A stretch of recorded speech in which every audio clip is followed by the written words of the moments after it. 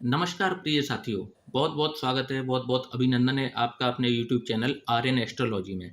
साथियों, आज इस वीडियो के माध्यम से हम बात करेंगे कुंडली के सभी 12 भावों में सूर्यदेव कैसा परिणाम देते हैं। साथियों, इससे पहले कि हम अपने वीडियो की शुरुआत करें, कुछ जानकारी ले लेते हैं सूर्यदेव के बारे में कि ये कुंडली में विभिन्न भावों में विराजमान होकर के किस तरीके के परिणाम देते हैं और सूर्य के कारकत्व क्या हैं, कुंडली में इनका क्या प्रभाव रहता है। साथियों, सूर्य मेष राशि में 10 अंश तक उच्च के कहलाते हैं एवं तुला राशि में 10 अंश तक के नीच के कहलाते हैं। मंगल, चंद्रमा, गुरु इनके मित्र हैं। राहु, केतु, शुक्र, शनि इनके शत्रु हैं एवं बुध से ये समभाव रखते हैं, न्यूट्रल रहते हैं। सूर्य किन किन चीजों को रिप्रेजेंट करते हैं हमारी कुंडली में? तो सूर्य हमारे पिता हैं, सूर्य अथॉरिटी है, पावर है, हमारा आत्मबल है, आत्मसम्मान है। सूर्य से हम सरकारी नौकरी का भी विचार करते हैं। सूर्य से आपकी आत्मा कुंडली के किस भाव से जुड़ गई है या आप क्या कार्य जीवन में करना चाहते हैं, ये सूर्य से पता लगाया जा सकता है। यदि सूर्य कुंडली में पीड़ित हो जाए तो ऐसे व्यक्ति को अपयश का सामना जीवन में करना पड़ता है। और यदि सूर्य अच्छे भाव में, अच्छी राशियों में विराजमान हो जाए तो व्यक्ति को जीवन में मान सम्मान, प्रतिष्ठा भरपूर मात्रा में जीवन भर मिलती है, प्राप्त होती रहती है। साथियों, नवग्रहों में क्योंकि ये राजा हैं, इसी वजह से सभी ग्रह इनकी परिक्रमा करते हैं। तो साथियों, अपने वीडियो को स्टार्ट करते हैं और जानते हैं कि सूर्य यदि किसी व्यक्ति की कुंडली के प्रथम भाव में विराजमान हो जाएं, जिसे लग्न भाव भी कहा जाता है। अब आप सिर्फ भाव को देखेंगे, किस राशि में है, किस लग्न में है, कोई फर्क नहीं पड़ता। आपको इस तरीके के परिणाम देखने को जरूर मिलेंगे। यदि सूर्य लग्न में विराजमान हो जाए तो किस तरीके के परिणाम मिलेंगे? तो आप देखेंगे कि जिस जातक की कुंडली में सूर्य लग्न में विराजमान हो तो ऐसे व्यक्ति का जो शरीर है, उसका जो गठन है, शारीरिक शारीरिक जो संरचना है, बहुत ही गठीला बदन होता है, एक आकर्षक व्यक्तित्व का धनी होता है। परंतु साथ ही में इस स्थान पर बैठा हुआ सूर्य व्यक्ति को आलसी बना देता है। कामों में तो वह बहुत ही परफेक्ट होता है, परंतु वह काम करता ही नहीं। यदि ये काम करेंगे तो बहुत इत्मीनान से उस कार्य को बहुत अच्छे से अंजाम देंगे, और नहीं करेंगे तो ये काम को बिल्कुल करते ही नहीं है, आलस्य के कारण। और इसी आलस्य के कारण ये जीवन में कई अवसर जो है वो निश्चित रूप से खो देते हैं। इनको अननेसेसरी गुस्सा आता है, क्रोध आता है, और बार बार ये अपने क्रोध पर कंट्रोल करने का प्रयास भी करते हैं, परंतु इसमें वे असफल ही रह जाते हैं। पर्यटन के, घूमने फिरने के बहुत ज़्यादा शौकीन होते हैं। नए स्थानों पर जाना, नए नए लोगों से मुलाकात करना, उनसे बातचीत करना इनको बेहद पसंद होता है। इनको नेत्रों से संबंधित और त्वचा से संबंधित कोई ना कोई रोग हमेशा लगा ही रहता है। इनके अंदर कामातुरता, जिसे कि काम की अग्नि कहते हैं, बहुत ज़्यादा होती है। इसको भी इन्हें जरूर कंट्रोल करना चाहिए। साथियों, अब बात करेंगे सूर्य यदि किसी के धन, कुटुंब और वाणी के भाव में विराजमान हो तो किस तरीके के परिणाम देखने को मिल सकते हैं। तो साथियों, जब भी सूर्यदेव द्वितीय भाव में विराजमान होते हैं तो यहाँ बैठे हुए सूर्य इनको अत्यंत भाग्यशाली बना देते हैं। जिस किसी कार्य में भी ये हाथ डालते हैं या जरा सा भी ठीक ठाक समय, ठीक ठाक प्लानिंग किसी कार्य को इन्होंने दे दी है तो उसमें इनको सफलता अवश्य मिल जाती है। धन की कोई कमी इनको नहीं होती, अर्थात ऐसा कोई कार्य नहीं है इनके जीवन में जो ये कह सकें कि मेरा धन की वजह से ये काम रुक गया। वाहन का सुख बहुत जल्दी ही प्राप्त होता है और निरंतर ये अपना वाहन परिवर्तन भी करते रहते हैं। नित्य नए वाहन का सुख इनको मिलता रहता है। धन स्थान पर जो सूर्य हैं वह व्यक्ति को पुत्र रत्न की प्राप्ति भी अवश्य ही करवाते हैं। दांत और मुख से संबंधित कोई ना कोई रोग इनको लगा रहता है।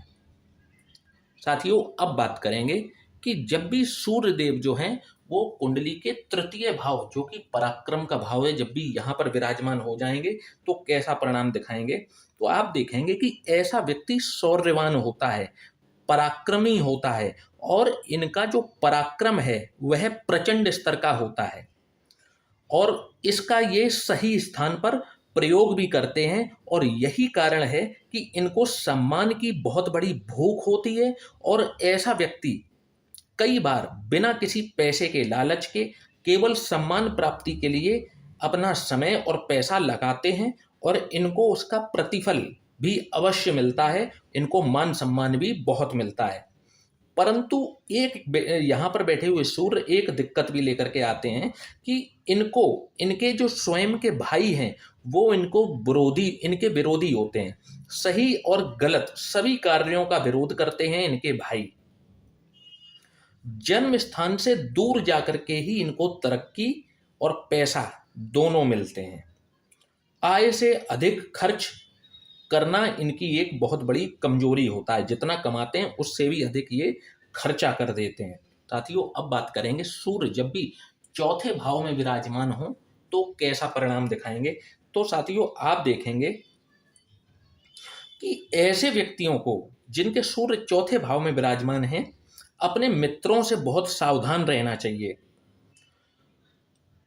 आप यहां तक कि देखिए कि ये अपने जिन पर इनको बे इंतहा विश्वास होता है, और आप देखेंगे कि जिन पर ये बहुत ज़्यादा ट्रस्ट करते हैं अपने दोस्तों पर, आप देखेंगे कि उन्हीं में से किसी मित्रों से इनको जबरदस्त धोखा खाने को मिलता है जीवन में। इनके मित्र इनको धोखा दे देते हैं।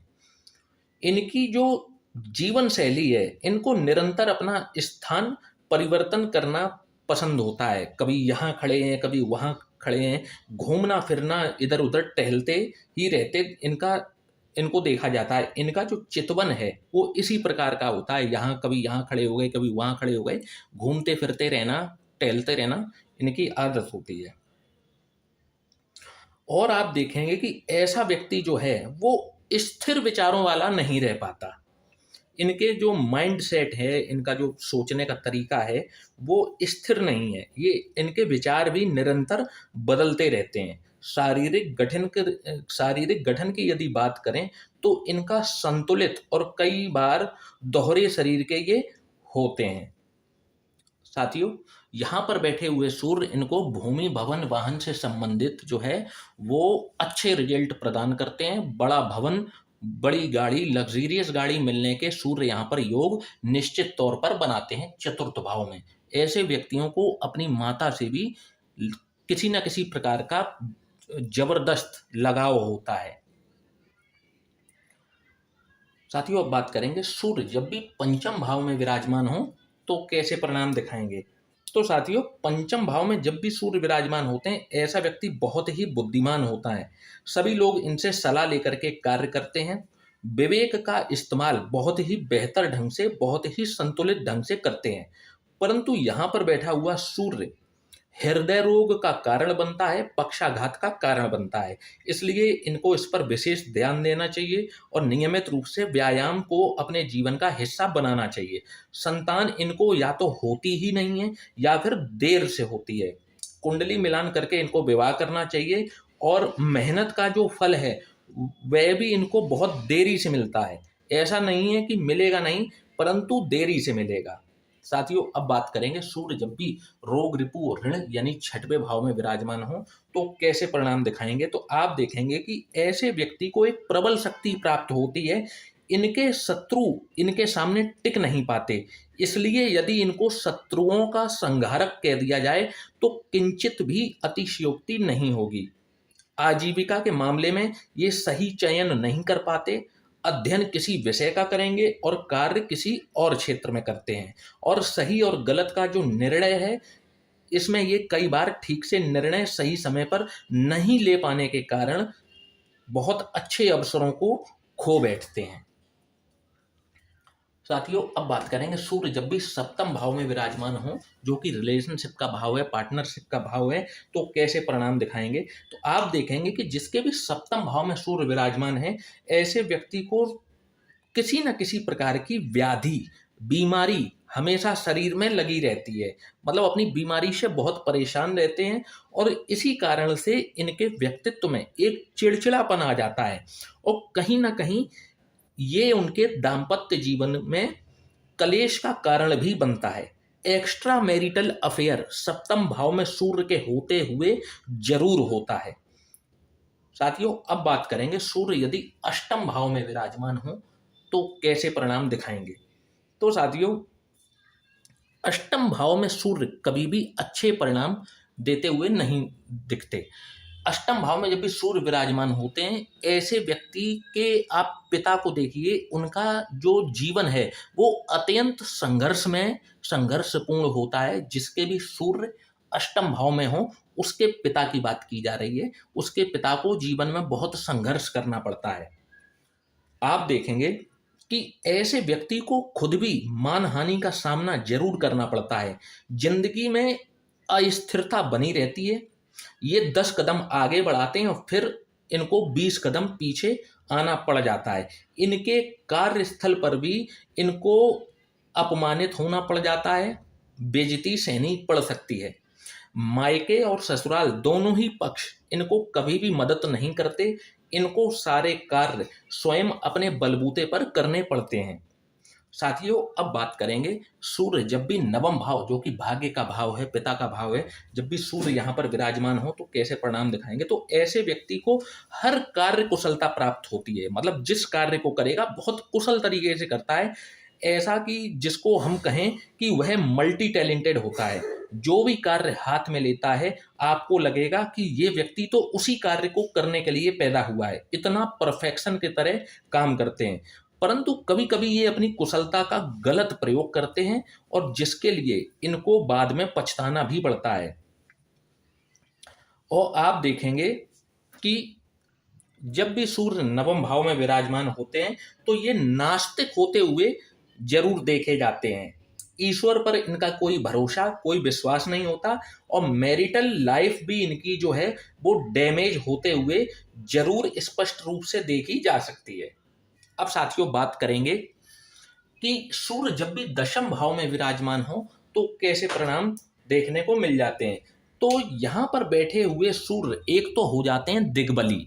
यहाँ पर बैठे हुए सूर्य यदि कुंडली में कारक अवस्था में हैं तो बहुत ही अच्छे परिणाम देते हैं। व्यक्ति को फेमस करवाते हैं सोसाइटी में, या आप जहाँ पर भी जिस परिवेश में आप हैं वहाँ पर आपको मान सम्मान की प्राप्ति बहुत बहुत ज़्यादा होती है। प्रचुर मात्रा में आपको मान सम्मान जीवन में मिलता है, आपको आपके कार्य क्षेत्र में। और आपको यदि आप सरकारी नौकरी में हैं तो आपको अथॉरिटी की पोजीशन मिलती है। और यदि आप व्यापार में भी हैं तो आप बहुत ही अच्छे बिजनेसमैन साबित होते हैं और फेमस होते हैं। जहां पर भी आप बिजनेस कर रहे होंगे आप उस क्षेत्र में फेमस होंगे। बस देखना यह है कि सूर्य यहाँ पर तुला राशि के नीच के होकर के ना बैठें। यदि कि तुला राशि के नीच के होकर के बैठते हैं तब भी ये फेमस तो करवाते हैं, परंतु व्यक्ति को गलत कार्यों के लिए फेमस करा देते हैं। परंतु यदि यहाँ पर उच्च के होकर बैठ जाएं, समभाव बैठ जाएं, मित्र राशि बैठ जाएं तो बहुत अच्छे परिणाम देखने को मिलते हैं। और यहाँ पर राजयोग का निर्माण सूर्य अवश्य करते हुए देखे जाते हैं। महालक्ष्मी माता की कृपा इन लोगों पर विशेष होती है और जीवन में इनको सभी ऐशो आराम प्राप्त होते हैं। लग्जीरियस लाइफ इनके खाते में अवश्य आती है। भूमि, भवन, वाहन सभी सुख इनको सहज रूप से प्राप्त हो जाते हैं। साथियों, अब बात करेंगे सूर्य यदि एकादश भाव में विराजमान हो तो कैसे परिणाम देते हुए देखे जाते हैं। तो आप देखेंगे कि ऐसा व्यक्ति जिसके सूर्य एकादश भाव में होंगे, ऐसा व्यक्ति कला का बहुत बड़ा प्रेमी होता है। हालांकि उसका कद्रदान भी होता है, प्रेमी होता है, कद्रदान होता है। जरूरी नहीं है कि कला के क्षेत्र में जुड़ा हो, परंतु कला की कद्र करने वाला होता है। इनको भी संतान से संबंधित चिंता सदैव बनी रहती है। एक प्रचंड राजयोग यहाँ पर भी घटित होते हुए देखा जाता है और उसका इनको लाभ सूर्य की दशा में अवश्य ही मिलता है। जब भी सूर्य की दशा इनके ऊपर लगेगी, चाहे अंतरदशा ही क्यों ना लगे, जब भी एकादश भाव में सूर्य विराजमान होंगे और इनको सूर्य की महादशा आ गई, अंतर्दशा आ गई और थोड़े से भी ठीक ठाक बैठे हैं, अगर अच्छी लग्न है उनके लिए कारक है, तो प्रचंड राजयोग अवश्य घटित होता है। साथियों, अब बात करेंगे कि सूर्य जब भी व्यय भाव जो कि द्वादश भाव है, जब भी यहाँ पर विराजमान हो तो कैसा परिणाम दिखाएंगे। तो आप देखेंगे कि ऐसे व्यक्तियों को आंखों से संबंधित कोई ना कोई रोग हमेशा बना रहता है। इनके अंदर भी काम की जो अग्नि है, काम आतुरता है, वह जरूरत से ज्यादा होती है और जब तक ये उस पर कंट्रोल नहीं करेंगे जीवन में, तब तक ये कभी भी सफल नहीं हो सकते। यात्राओं से जब भी ये ट्रेवल करते हैं, यात्राओं से इनको सदैव कष्ट ही मिलता है, कोई ना कोई मिल जाए, कष्ट इनको अवश्य मिलता है। इसलिए इनको संभल कर यात्रा करनी चाहिए। इस भाव में, द्वादश भाव में बैठे हुए सूर्य पिता के लिए स्वास्थ्य संबंधित कष्ट लेकर के आते हैं।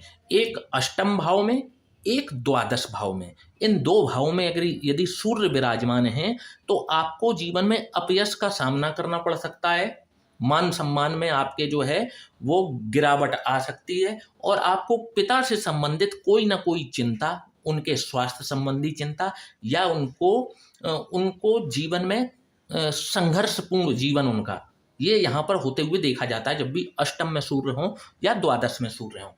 साथियों, आशा करता हूँ कि आपको ये आज का हमारा वीडियो पसंद आएगा, तो वीडियो को लाइक और चैनल को सब्सक्राइब करना ना भूलिएगा। और यदि आप भी अपनी कुंडली का विश्लेषण कराना चाहते हैं तो नीचे दिए हुए इस व्हाट्सएप नंबर पर आप हमसे मैसेज करके संपर्क कर सकते हैं।